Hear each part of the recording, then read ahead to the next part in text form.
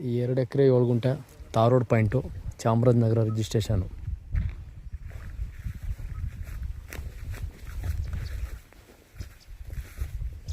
Red ಮೂನು, 2 acre 7 ಗುಂಟೆ,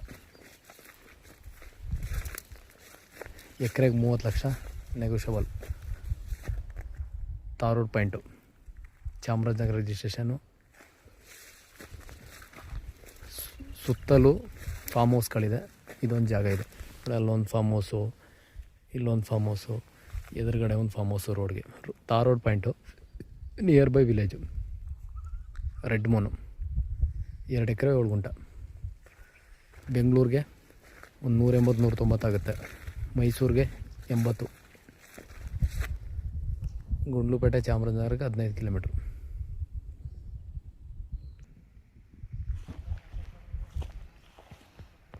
red soil.